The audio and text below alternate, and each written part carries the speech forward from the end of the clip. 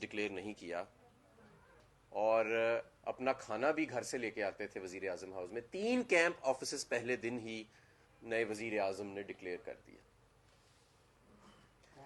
इसके अलावा कुछ और चीज़ों के ऊपर ऐलानात। एहसास प्रोग्राम जिसको हम करोड़ों लोगों को देते थे, इतलात के मुताबिक 3 गुना कम किया जा रहा है और करोड़ों ख़ानदानों को इस इमदाद से महरूम करने की तैयारी की जा रही है। दूसरा दिन आता है जी, अभी पहला दिन एक और चीज़।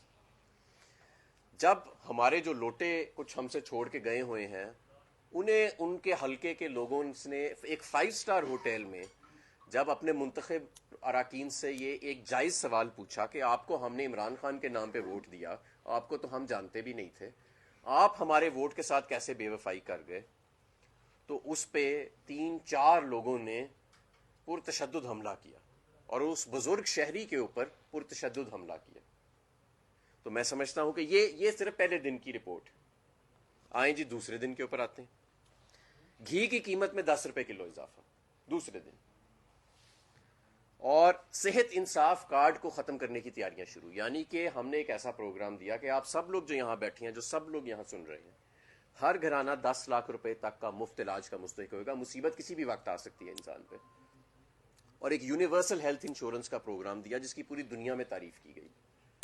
तो दूसरे दिन ही उसको खत्म करने की तैयारियां शुरू हो गई हैं। खुद इनको छींक भी आती है तो बाहर इलाज करने चले जाते हैं, लेकिन ये नहीं चाहते कि एक आम आदमी जो है उसको एक अच्छी से। और ये जो हेल्थ कार्ड था ये प्राइवेट अस्पतालों में भी इस्तेमाल होना है और खैबर पख्तूनख्वा में कई सालों से कामयाबी से चल रहा है।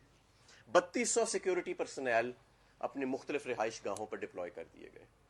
जहां पर वजीर आजम इमरान खान साहब बात करते थे कफायत शारी की और सिर्फ 1 दर्जन सिक्योरिटी गार्ड्स के साथ फिरते थे, कोशिश होती थी बनी गाला में भी कम से कम सिक्योरिटी गार्ड्स तैनात हो। 3200 सिक्योरिटी गार्ड। और उससे पहले मैं बता चुका हूं कि पहले दिन 3 अपने कैंप ऑफिसर्स डिक्लेयर कर दिए गए।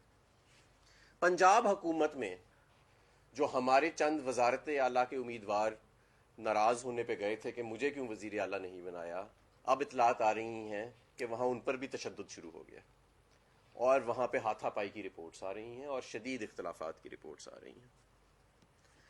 पाकिस्तान पीपल्स पार्टी जो है वो वजारतें लेने से इनकार कर रही है। वो शायद ये जानती है कि ये गुनाह बेलज्जत में वो शामिल क्यों हो। इम्पोर्टेड हुकूमत है, लोगों का रद्द अमल सामने आ चुका है और अब ये हो रहा।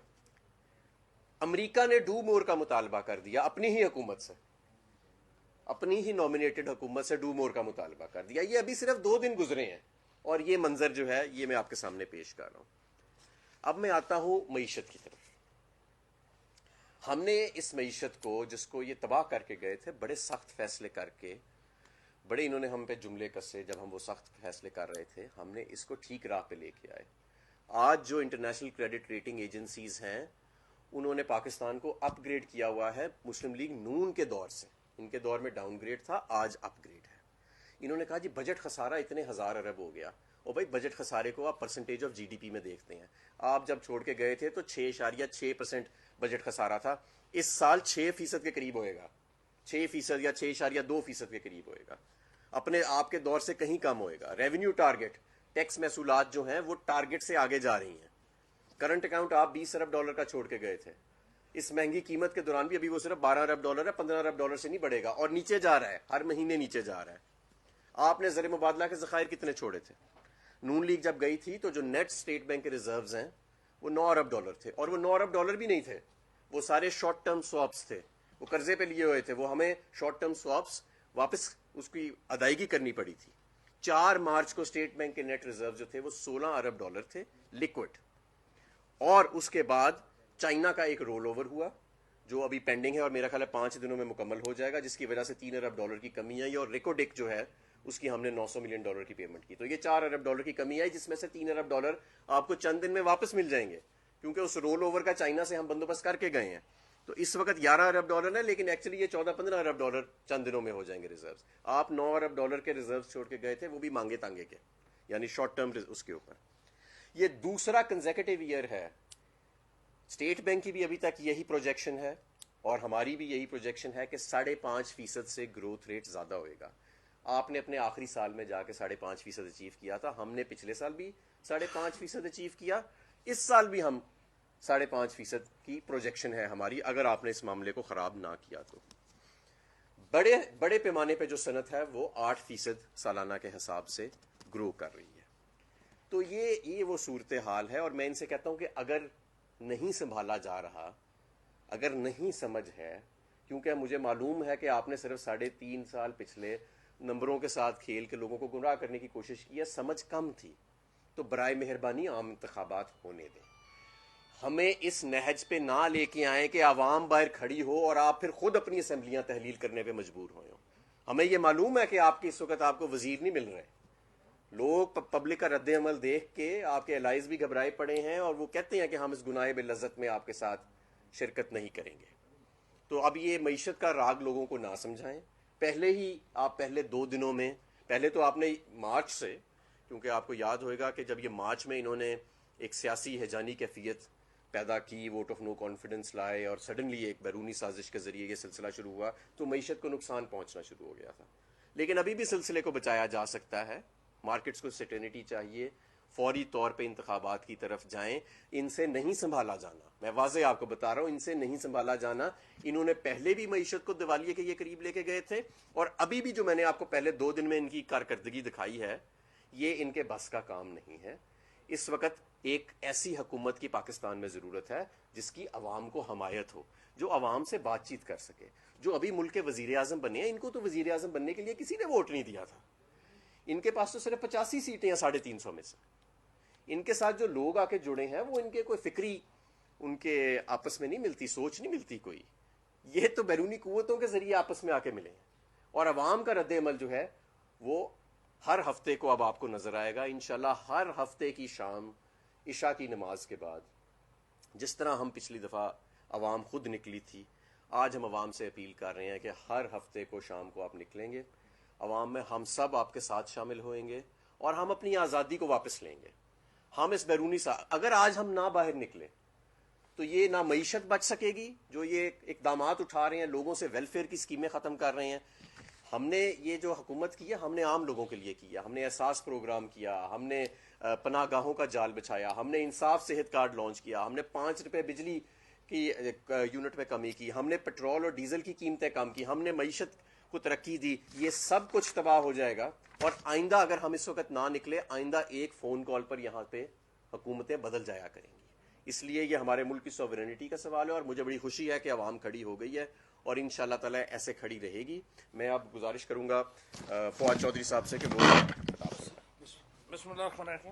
सबसे पहले तो हम आद अजहर साहब ने जो पहले 2 दिन की कारकर्दगी है वो तो आपके सामने खोल के ही रख दी।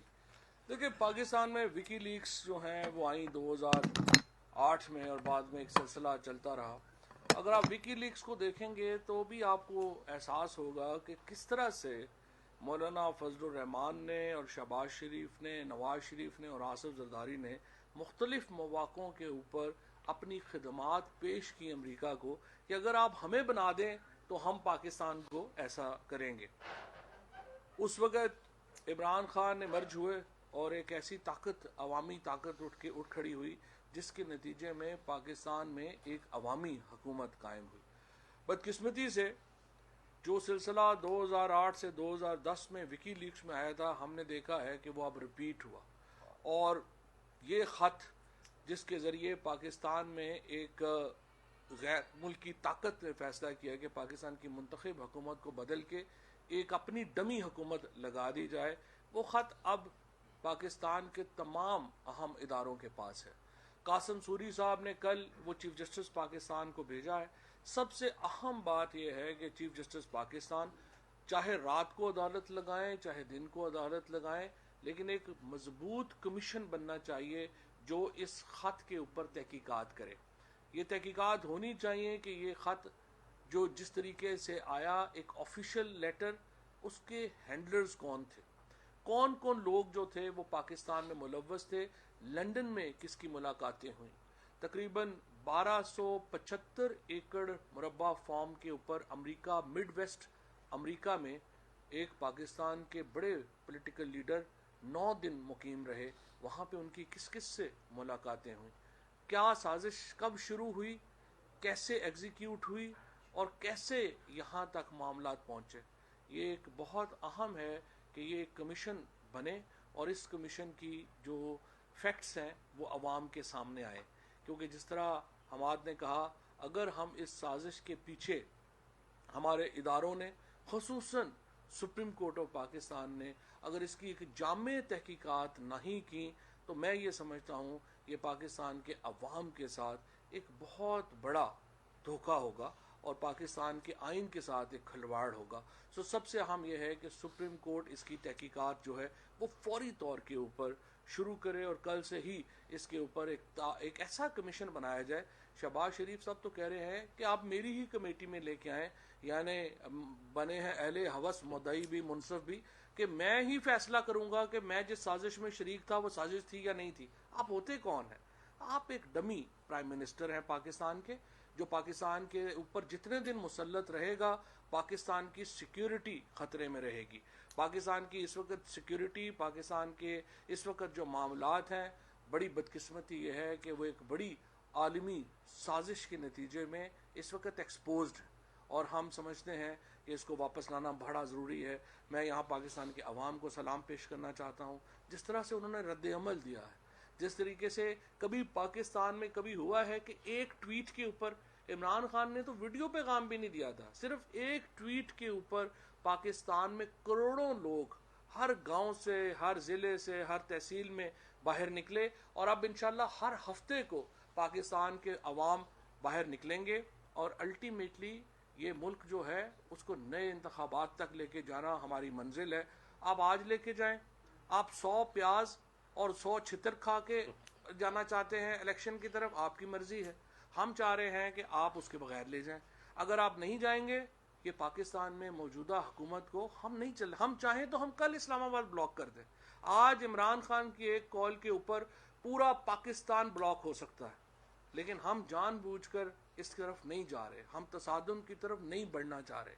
और अगर हम तसादुम की तरफ बढ़े तो ये जो पाकिस्तान में छोटी छोटी जमातें जो हैं वो तसादुम की तरफ गई हैं, तो उन्होंने मसला खड़ा कर दिया है। आप इतनी बड़ी तहरीक को, इतनी बड़ी मूवमेंट को तसादुम की तरफ नहीं लेके जाएं और इलेक्शंस की तरफ जो है वो आपका बढ़ना ज़रूरी है। और मैं ये समझता हूँ कि नून लीग के अंदर भी, पीपल्स पार्टी के अंदर भी एक ऐसा सेन एलिमेंट मौजूद है जो ये समझता है कि मौजूदा हुकूमत, जिस तरह अभी आपके सामने हमाद ने रखा है, इस हुकूमत में तो कोई वजीर बनने को तैयार नहीं है।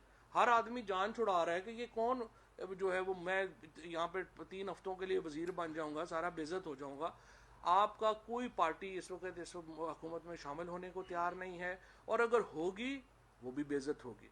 लिहाजा इम्पॉर्टेंट ये है, मरियम नवाज तो आज कह रही हैं कि सर्वे है कि इमरान खान के जाने के ऊपर लोग बहुत खुश हैं। अगर लोग खुश हैं तो फिर आपको फौरन इलेक्शन कराने चाहिए। आप अगर घोड़ा भी हाजिर है, मैदान भी हाजिर है, आप इलेक्शन कराएं, आपको लग पता जाएगा। सो पहली बात। और तीसरी इंपॉर्टेंट बात, तमाम पीटीआई के अरकान ने असम्बली में खड़े होकर इस्तीफे दिए हैं, तहरीरी इस्तीफे स्पीकर के पास पहुंच गए हैं और अब असम्बली का जो स्टाफ है या जो बाकी लोग हैं उन्हें चाहिए फौरी तौर के ऊपर उसकी जो नोटिफिकेशन है वो इलेक्शन कमीशन में भेजें। वो क्यों रख के बैठे हुए हैं? और अगर आप इस तरह से समझते हैं कि इस्तीफे डिले करके कोई ये क्राइसिस ख़त्म हो जाएगा, क्राइसिस ख़त्म नहीं होगा, ये बहरान बढ़ेगा। अगले 3 हफ्तों में ये बहरान इतना बड़ा हो जाएगा आप संभाल नहीं सकेंगे। मैं अभी भी वार्न करता हूँ, हमें ये बहरान को जिस तरीके से जा रहा है, ये 3 हफ्तों से 4 हफ्तों में बहरान इतना बड़ा हो जाएगा, ये सबके हाथ से निकल जाएगा।